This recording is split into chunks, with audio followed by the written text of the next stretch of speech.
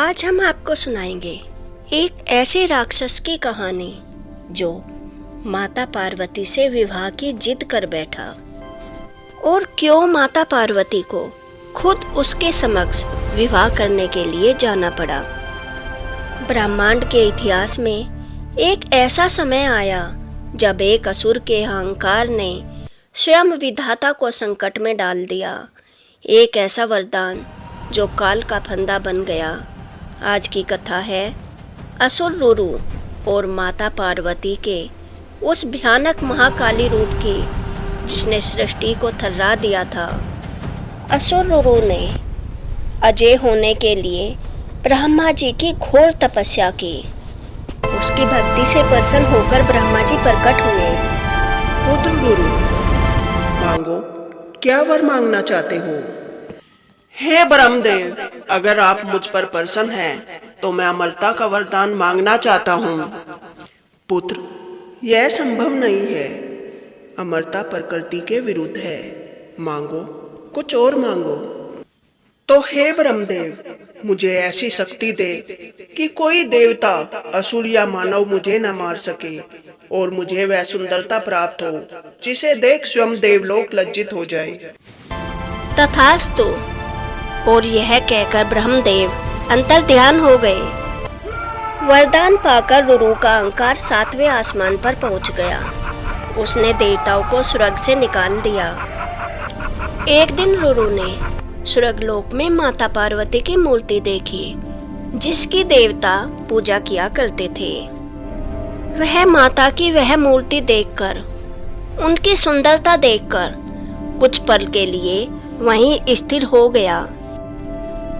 यह देवी कौन है? अगर मूर्ति में इतनी सुंदर है तो वास्तव में इनकी सुंदरता कैसी होगी? महाराज, ये महादेव की अर्धांगिनी देवी पार्वती है।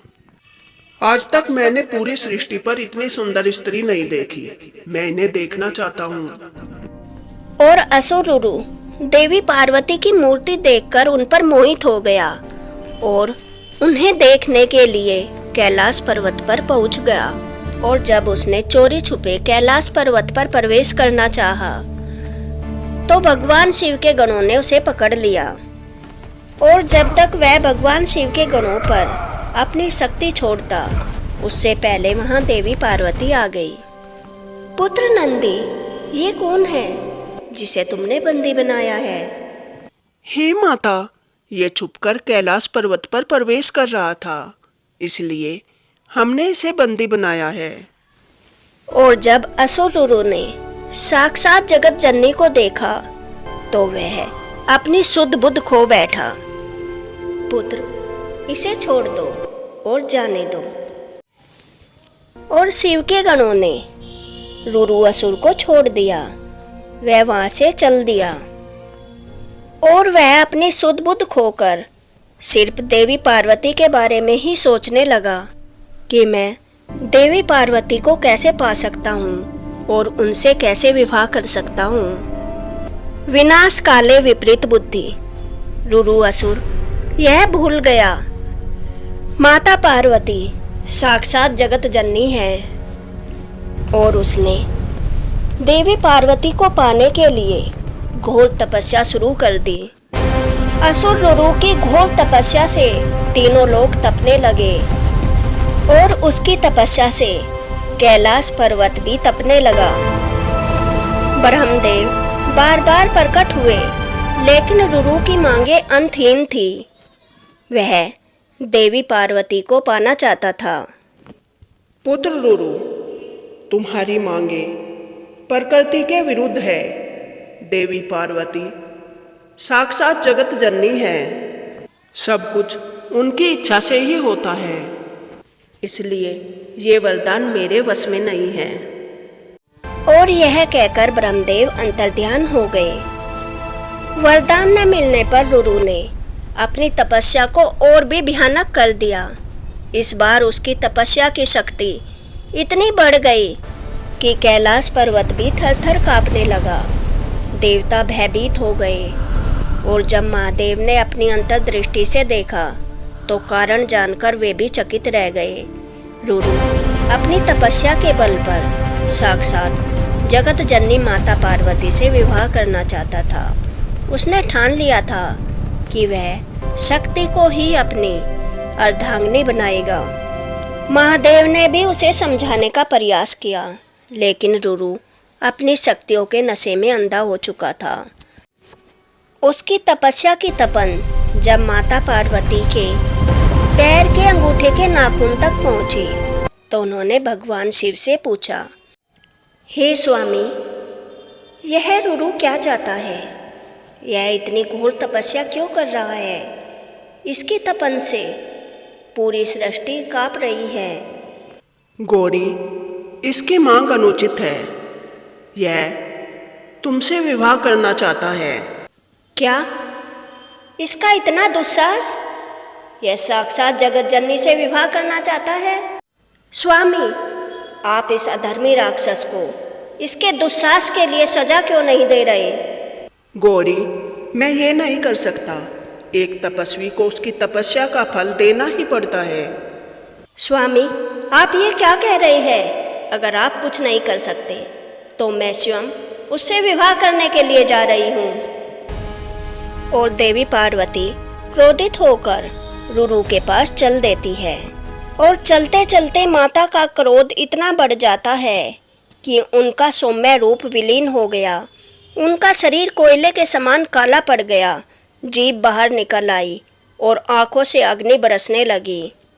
उन्होंने महाकाली का भयानक रूप धारण किया और हाथ में खड़क लेकर रणचंडी की तरह रुरु की ओर बढ़ चली।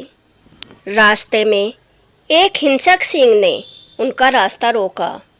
उस पशु ने साक्षात शक्ति पर प्रहार करने की भूल की थी। माता का क्रोध फूट पड़ा।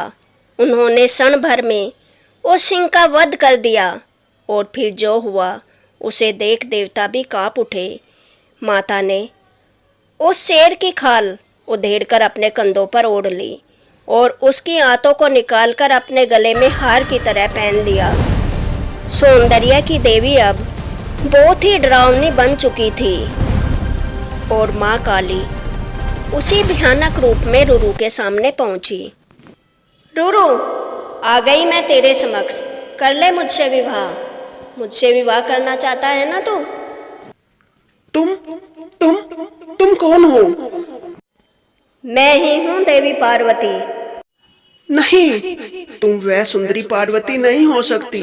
तुम कौन हो? मूर्ख, तूने जिसे कोमल समझा वह माँ काल की शक्ति है। तूने विवाह की इच्छा की थी ना? देख, मैं सज धज कर आई हूँ। यह सिंह की खाल मेरा वस्त्र है और इसकी आंतें मेरा आभूषण। और असुर रुरु घबरा जाता है और देवी पर अपना पास फेंक कर मारता है। तू क्या समझता है? मेरा अंत कर देगा? रुरु अपनी समस्त आसुरी शक्ति लगा देता है, लेकिन महाकाली के सामने वह एक तिनके के समान था। अंत में माता ने एक गगनभेदी हुंकार की। उस हुंकार की तरंगों से रुरु का शरीर भीतर से फट गया। वह शक्तिहीन होकर गिर पड़ा। माता ने अपने नखों से उसके अहंकार को छिन-भिन कर दिया और उसका वध कर सृष्टि को उसके आतंक से मुक्त कराया। और उसके बाद सभी देवता आकर माता काली के ऊपर फूल बरसाते हैं। देवी महाकाली का गुस्सा शांत होता है और देवी महाकाली अपने पार्वती रूप में आ जाती है। माता त्रिपुर सुंदरी का एक अवतार था, देवी अभिरामी। श्री मात्रे नमः। उनका एक भक्त था, अभिरामी भट्टर। श्री मात्रे नमः। वह माता के मंदिर में ही रहता था और दिन रात केवल माता के ही गुणगान करता रहता था। माँ माँ माँ माँ माँ। उसके मस्तक में और कुछ नहीं, केवल देवी का नाम ही था। वह अक्सर देवी की भक्ति में इतना लीन हो जाता था कि उसे अपने आसपास की कोई सुध नहीं रहती थी। सब लोग उसे पागल समझते थे क्योंकि वह देवी की भक्ति में इतना लीन रहता था कि वह देवी के अलावा और कुछ भी नहीं बोलता था।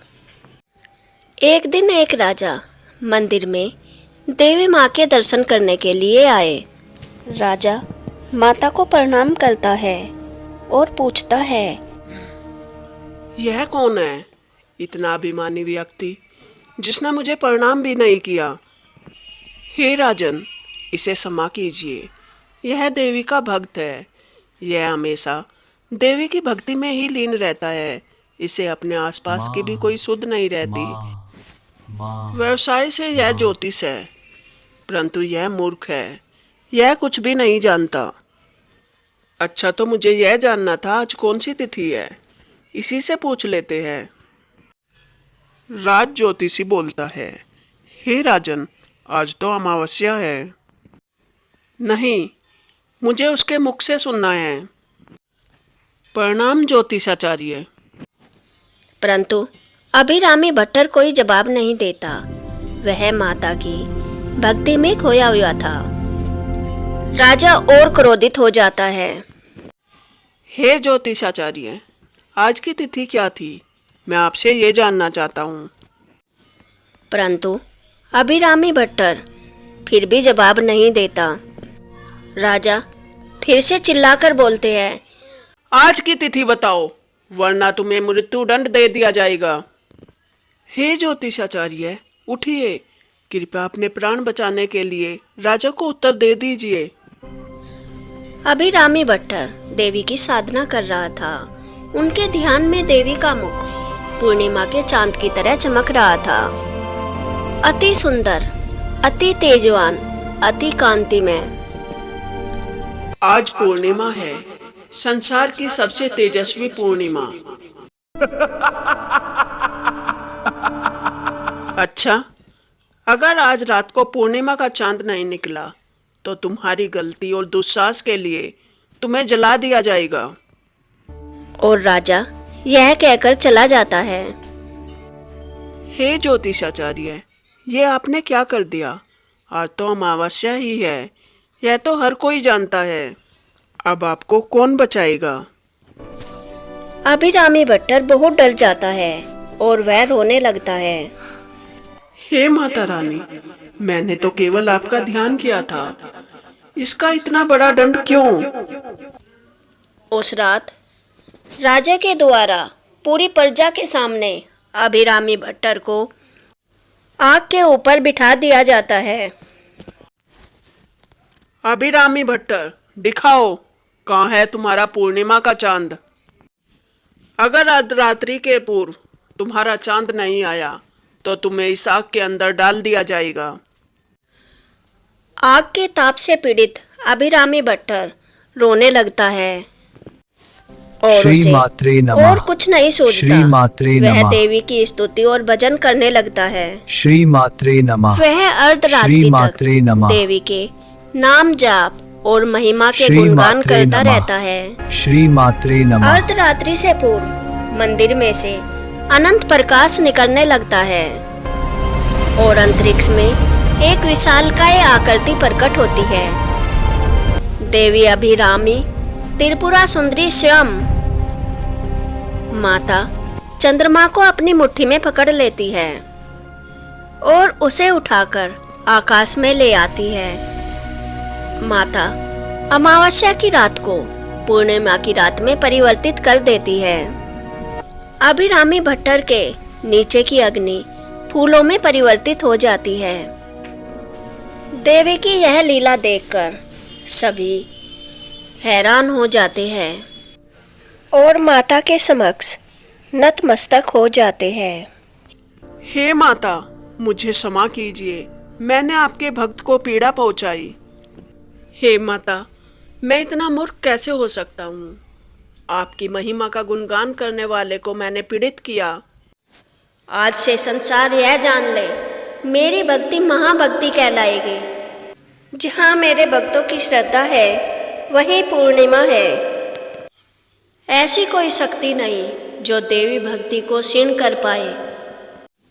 हर युग में मैं अपने भक्तों को अपनी स्वयं की संतान मानती हूँ और अपने संतान की रक्षा करने के लिए माता किसी भी हद तक जा सकती है। और यह कहकर माता अंतर्ध्यान हो जाती है। राजा व पूरी प्रजा अभिरामी भट्टर से क्षमा मांगते हैं। यह कथा हमें सिखाती है कि भक्ति में इतनी शक्ति होती है कि परमात्मा को भी अपने नियम बदलने पड़ते हैं। आज की कथा में हम विंध्याचल पर्वत में निवास करने वाली विंध्यवासिनी देवी की कथा का आनंद लेंगे। एक बार देवताओं पर घोर संकट आ गया।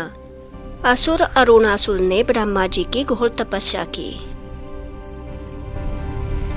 ब्रह्मा ब्रह्मा ब्रह्मा ब्रह्मा ब्रह्मा ब्रह्मा जिससे प्रसन्न होकर ब्रह्मा जी प्रकट हुए। हे पुत्र, मैं तुम्हारी तपस्या से प्रसन्न हूँ। बताओ, क्या वर मांगना चाहते हो? हे ब्रह्मदेव, मुझे अमरता का वरदान प्रदान कीजिए। हे पुत्र, मृत्यु अटल है, इसलिए तुम और कोई वरदान मांगो।